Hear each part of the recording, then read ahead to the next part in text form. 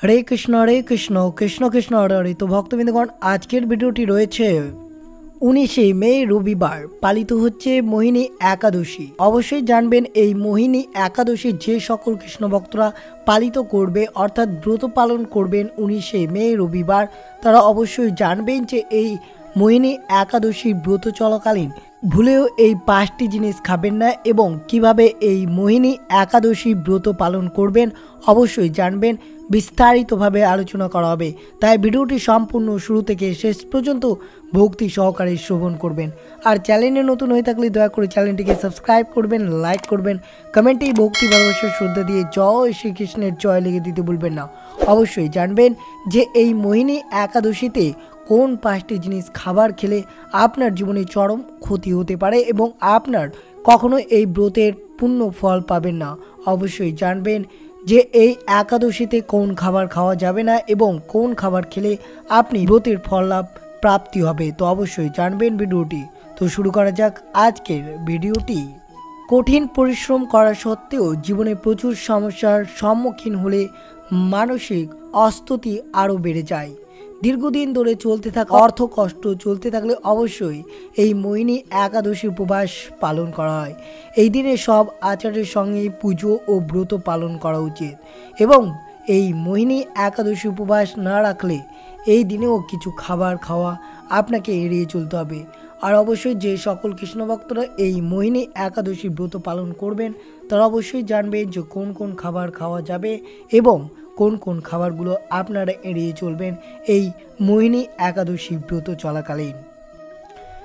একাদশী হলো চন্দ্রপক্ষের একটি তিথি। চন্দ্রের দুটি পক্ষ রয়েছে, শুক্লপক্ষ ও কৃষ্ণপক্ষ। যাদের পূর্ণিমা পর্যন্ত সময়কে শুক্লপক্ষ এবং অমাবস্যা পর্যন্ত সময়কে কৃষ্ণপক্ষ বলা হয়। পরের দিন এক পক্ষ সমাপ্ত হয়। এই এক পক্ষের একটি দিনটিকে একটা তিথি বলা হয়। তিথিগুলির নাম হলো প্রতিপদ, দ্বিতীয়া, তৃতীয়া, চতুর্থী, পঞ্চমী, ষষ্ঠী, সপ্তমী, অষ্টমী, নবমী, দশমী, একাদশী, দ্বাদশী, ত্রয়োদশী, চতুর্দশী এবং পূর্ণিমা অথবা অমাবস্যা। হিন্দু শাস্ত্র অনুসারে একাদশীকে পুণ্যতিথি হিসেবে গ্রাহ্য করা হয়ে থাকে। একাদশীর ব্রত পালন করা হয়। এই দিনে পুণ্য লাভের আশায় যে কেউ ভক্ত একাদশী ব্রত পালন করতে পারেন। এই সময় সাধারণত ফলমূল ও বিভিন্ন সবজি ও দুধ খাওয়া যাবে। তবে একাদশীতে পঞ্চরবি শস্য বর্জন করতে হয়। বিষ্ণুর শয়ন, পার্শ্ব পরিবর্তন, উত্থান উপলক্ষে যথাক্রমে আষাঢ়, ভাদ্র ও কার্তিক মাসের শুক্লা একাদশী বিশেষ শুভপ্রদ গণ্য করা হয়। ভৌমে একাদশী ও মাঘের শুক্লা একাদশীকেও বিশেষ মাহাত্ম্যপূর্ণ বলে মনে করা হয়। তবে প্রত্যেক একাদশীর ব্রত পালনে শুভ ফল লাভ হয়। নিয়মিত একাদশী ব্রত পালনে শরীরের পক্ষে উপকারী, তবে স্বাস্থ্যগত কারণে অনেকেই প্রতি মাসে 2টো একাদশী ব্রত পালন করে থাকে। হিন্দু পঞ্জিকা অনুসারে বৈশাখ মাসের শুক্লপক্ষের একাদশীকে বলা হয় মোহিনী একাদশী। হিন্দু ধর্মের এই দিনটি অত্যন্ত শুভ। যে কোনো ধরনের শুভ কাজ করার জন্য এই দিন পঞ্জিকা দেখার দরকার পড়ে না। আর এই বছর অর্থাৎ 2024-এ মোহিনী একাদশী ব্রত পালন করতে হবে 19 মে রবিবার এবং পালনের সময় পরের দিন অর্থাৎ 20 মে সোমবার সকাল 5টা 14 থেকে 9টা 41 মিনিটের মধ্যে। আপনাদের সকল কৃষ্ণ ভক্তদের এই সময় ঢাকা বা বাংলাদেশের যে সকল ভক্ত রয়েছে তারা অবশ্যই পালন করে নিতে হবে এই সময়। এবং কলকাতা এবং ভারতের সময় রয়েছে পালনের সময় 4টা 54 মিনিট থেকে 9টা 20 মিনিটের মধ্যে। এই সময় ভারত এবং কলকাতার সকল কৃষ্ণ ভক্তদের এই শুভ সময়ে পালন করে নিতে হবে অর্থাৎ 20 মে সোমবার। হিন্দু ধর্মের এই দিনটি অত্যন্ত শুভ। সারাদিনে যে কোনো সময় যে কোনো রকম মাঙ্গলিক অনুষ্ঠান করার জন্য আদর্শ মোহিনী একাদশী তিথি রয়েছে। পুরাণ অনুসারে মোহিনী একাদশীতে মোহিনী রূপ অর্থাৎ নারী রূপে আবির্ভূত হয়েছিলেন শ্রী বিষ্ণু। মনে করা হয় এই একাদশীতে বিষ্ণুর আরাধনার সঙ্গে সঙ্গে লক্ষ্মীকে প্রসন্ন করার জন্য কয়েকটি কাজ করলে অর্থ লাভ করা যায়। এই দিন শ্রী বিষ্ণুর নারী রূপের আরাধনা করা হয়। পুরাণ অনুসারে সমুদ্র মন্থন করে যখন অমৃতে ভাণ্ড উঠে আসে তখন প্রথমে অসুররা সেই ভাণ্ড জোর করে দেবতার থেকে কেড়ে নিয়ে অধিকার করে। এতে দেবতারা অত্যন্ত ভীত হয়ে পড়েন, কারণ অশুভ শক্তির প্রতীক অসুররা এমনিতে প্রচণ্ড বলশালী। তার উপর অমৃত খেয়ে তারা অমরত্ব লাভ করলেও গোটা সৃষ্টির সামনে সমূহ বিপদ উপস্থিত হবে। এই কথা বুঝতে পেরে নারায়ণের কাছে সাহায্য প্রার্থনা করেন দেবতারা। তখন বিষ্ণু এক অপরূপ সুন্দর নারীর রূপ ধারণ করেন। তার এই মোহিনী রূপে মোহিত হয়ে যায় অসুররা। নিজের রূপ দিয়ে অসুরদের ভুলিয়ে তাদের থেকে অমৃতের ভাণ্ড নিয়ে নেন বিষ্ণু। বিষ্ণুকে এই মোহিনী অবতার দেখে চিনতে পেরেছিলেন একমাত্র রাহু ও কেতু নামে দুই অসুর। তারা দেবতার ছন্দবেশে দেবতাদের মধ্যে ঢুকে পড়ে অমৃত পান করার চেষ্টা করে, কিন্তু তাদের চিনে ফেলে বিষ্ণুকে বলে, দেন সূর্য ও চন্দ্র। তখন বিষ্ণু নিজের সুদর্শন চক্র দিয়ে রাহু ও কেতুর মাথা শরীর কেটে আলাদা করে দেন, কিন্তু সেই সময় সুদর্শন চক্র তাদের মাথা কেটে তার মধ্যে অমৃত রাহু ও কেতুর গলা পর্যন্ত পৌঁছে গিয়েছিল। তাই তাদের মাথা থেকে গলা পর্যন্ত অংশ অমর হয়ে যায়। সূর্য ও চন্দ্রের প্রতি রাগ থেকে এরা সুযোগ পেলেই সূর্য ও চন্দ্রকে টপ করে গিলে ফেলে, কিন্তু শরীর না থাকায় একটু পরে আবার বেরিয়ে আসেন সূর্য ও চন্দ্র। পুরাণ অনুসারে সূর্যগ্রহণ চন্দ্রগ্রহণের এর ব্যাখ্যা দেওয়া আছে। এছাড়াও পুরাণ অনুসারে একবার মোহিনী রূপ নিয়ে ভস্মাসুরের থেকে মহাদেবকে রক্ষা করেছিলেন শ্রী বিষ্ণু। তার বিভিন্ন রূপের মধ্যেই এটি একমাত্র নারী রূপ। এর থেকেই মোহিনী একাদশী রূপে প্রচলিত রয়েছে শাস্ত্রে। এবার জেনে নেওয়া যাক যে মোহিনী একাদশী যে সকল কৃষ্ণ ভক্তরা ব্রতটি পালন করবেন তারা কোন কোন খাবার এড়িয়ে চলবেন এই মোহিনী একাদশীতে। অবশ্যই মনে রাখবেন, একাদশীতে সর্বদাই যে কোনো একাদশী আপনার ব্রত পালন করুন না কেন 5 প্রকার রবি শস্য গ্রহণ করা একবারে নিষিদ্ধ।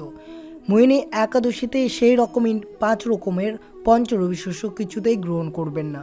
ধান জাতীয় সকল প্রকার খাদ্য কি কি পড়ে? ধান জাতীয় সকল প্রকার খাদ্যের মধ্যে চাউল, মুড়ি, চিড়া, সুজি, পায়েস, খিচুড়ি, চাউলের পিঠা, খই ইত্যাদি। এই সকল খাদ্য অর্থাৎ ধান জাতীয় খাদ্য আপনারা কোনো মতেই এই মোহিনী একাদশী চলাকালীন কোনোভাবেই গ্রহণ করবেন না। গম জাতীয় সকল প্রকার খাদ্য যেমন আটা, ময়দা, সুজি, রুটি বা সকল প্রকার বিস্কুট, হরলিক্স জাতীয় ইত্যাদি খাবার কিছুতেই গ্রহণ করা যাবে না। অনেক ভক্ত প্রশ্ন করেছেন হরলিক্স কি খেতে পাওয়া যাবে? তো আমি বলি যে কোনো একাদশী আপনারা ব্রত পালন করুন না, কারণ গম থেকে তৈরি হয় হরলিক্স, আর গম রয়েছে পঞ্চরবি শস্যের মধ্যে একটি শস্য। তাই অবশ্যই মনে রাখবেন হরলিক্স খাওয়া যেতে পারে না। অবশ্যই যদি গ্রহণ করে ফেলেন তাহলে ব্রতটি অবশ্যই আপনার নষ্ট হয়ে যেতে পারে, তাই অবশ্যই সতর্ক থাকবেন। জব বা ভুট্টা জাতীয় সকল প্রকার খাদ্য, ছাতু, খই, রুটি ইত্যাদি, ডাল জাতীয় সকল প্রকার খাদ্য, মুগ, মশকালাই, খেসারি, মুচুরি, ফেলন, মটরশুঁটি, বরবটি, শিম ইত্যাদি, সরষা তেল, সয়াবিন তেল, তিল তেল, এইসব পঞ্চরবি শস্য যে কোনো একটি গ্রহণ করলে আপনার একাদশী ব্রত নষ্ট হয়ে যাবে। শ্যামা চাল বা কাউনের চাল খাওয়া যাবে না। যতটা পারবেন আপনারা এড়িয়ে চলবেন এই সাবুদানা।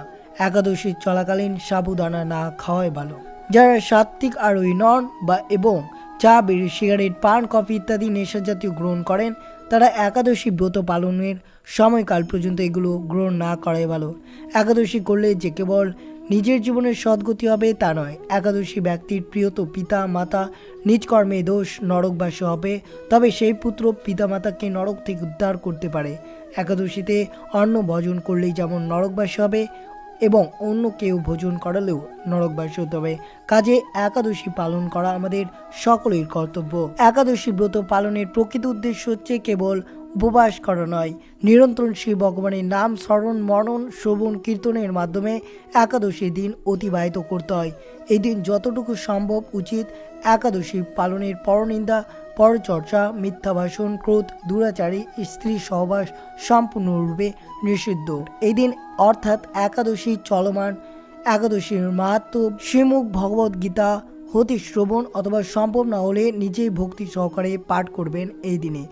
যারা একাদশীতে একাদশীর প্রসাদ রান্না করেন তাদের 5 ফোড়ন ব্যবহার সতর্ক থাকা উচিত, কারণ 5 ফোড়নে সরষের তেল বা তিল তেল থাকতে পারে, যা বর্জনীয়। একাদশীতে সকল প্রকার ক্ষৌরকর্ম সেব করা বা চুল বা নখ কাটা নিষিদ্ধ। একাদশী পালনের যে সময় দেওয়া থাকে সেই সময়ের মধ্যে পঞ্চরবি শস্য ভগবানের নিবেদন করে প্রসাদ গ্রহণ করে পালন করা একান্ত দরকার, অথবা একাদশীর কোনো ফল লাভ হয় না। আবার এই মোহিনী একাদশীতে যে সকল খাবার আপনারা খেতে পারবেন সেগুলি হলো গোল আলু, মিষ্টি আলু, চাল কুমড়ো, পেঁপে, টমেটো, ফুলকপি ইত্যাদি সবজি খেতে পারবেন। ঘি অথবা বাদাম তেল বা সূর্যমুখী তেল দিয়ে রান্না করে ভগবানকে উৎসর্গ করে আহার করতে পারেন। বাটা হলুদ, মরিচ, সন্দর্ভ লবণ ব্যবহার্য। আবার অন্যান্য আহার্য যেমন দুধ, কলা, আপেল, আঙ্গুর, আনারস, আখ, আম, শসা, তরমুজ, বেল, নারকেল, মিষ্টি আলু, বাদাম ও লেবুর শরবত ইত্যাদি ফলমূলাদি খেতে পারবেন এই মোহিনী একাদশী চলাকালীন।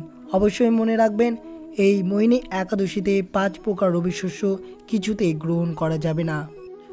একাদশীর মূল কাজ হলো নিরন্তর ভগবানকে স্মরণ করা। যে সকল কৃষ্ণ ভক্তরা এই মোহিনী একাদশীর ব্রত পালন করবেন তারা অবশ্যই সর্বদা শ্রীকৃষ্ণকে স্মরণ করেই এই একাদশীর ব্রত সম্পন্ন করবেন। তাই আপনারা যে নিয়মে বা যে সময়ে পালন করুন না কেন, ভগবানকে ভক্তি ভরে স্মরণ করাই যেন আপনার মূল কাজ হয়ে থাকে। অবশ্যই মনে রাখবেন, এই বিশেষ খাবারগুলো অবশ্যই খাবেন না। মধু, এই মোহিনী একাদশীতে মধু খাওয়া উচিত নয়, কারণ এই দিন ভগবান বিষ্ণু ও দেবী লক্ষ্মীকে মধু দিয়ে স্নান করানো হয়, তাই মধু খাওয়া নিষিদ্ধ বলে মনে করা হয়। মোহিনী একাদশীতে মধু খেলে দেবী লক্ষ্মী ও ভগবান বিষ্ণুর আশীর্বাদ থেকে বঞ্চিত হতে পারেন, ফলে ঘরে আসবে না শান্তি ও ধন সম্পদ। তো অবশ্যই মনে রাখবেন, মধু কখনোই খাবেন না এই মোহিনী একাদশী বা যে কোনো একাদশীর চলাকালীন। পান, মোহিনী একাদশীতে পান চেবানো বা পান ব্যবহার করাই ভালো, কারণ দেবী লক্ষ্মীর আরাধনায় পান অতি অবশ্যই রাখা হয়, ফলে এই দিন পান খাওয়া একবারেই উচিত নয়। পালং শাক, এই দিনে পালং শাক খাওয়া নিষিদ্ধ। অনেকেই ভাতের সঙ্গে শাক সবজি খেতে পছন্দ করে, তবে এই দিনে পালং শাক না খেলেই অনেকটাই ভালো, কারণ ভগবান বিষ্ণু ও দেবী লক্ষ্মীর আশীর্বাদ থেকে বঞ্চিত হতে পারেন। হিন্দুদের বিশ্বাস, এদিন পালং শাক খেলে চর্মরোগের সমস্যা বৃদ্ধি হতে পারে, তাই অবশ্যই সতর্ক থাকবেন এই শুভ তিথিতে। অবশ্যই সকল কৃষ্ণ ভক্ত 19শে মে রবিবার এই মোহিনী একাদশী ব্রত পালন করবেন। ব্রত চলাকালীন কোন কোন খাবার খাওয়া যাবে এবং কোন কোন খাবার খাওয়া এড়িয়ে চলতে হবে। তো এই ছিল ভিডিওটি ভালো লাগবে অবশ্যই চ্যানেলটিকে সাবস্ক্রাইব করবেন, লাইক করবেন, কমেন্টে ভক্তি ভালোবাসা শ্রদ্ধা দিয়ে জয় শ্রীকৃষ্ণের জয় লিখে দিতে ভুলবেন না, এবং অবশ্যই আপনার আত্মীয় বন্ধু বা ভক্তদের সাথে অবশ্যই শেয়ার করবেন। সুস্থ থাকবেন, সতর্ক থাকবেন। জয় শ্রীকৃষ্ণ, রাধে রাধে।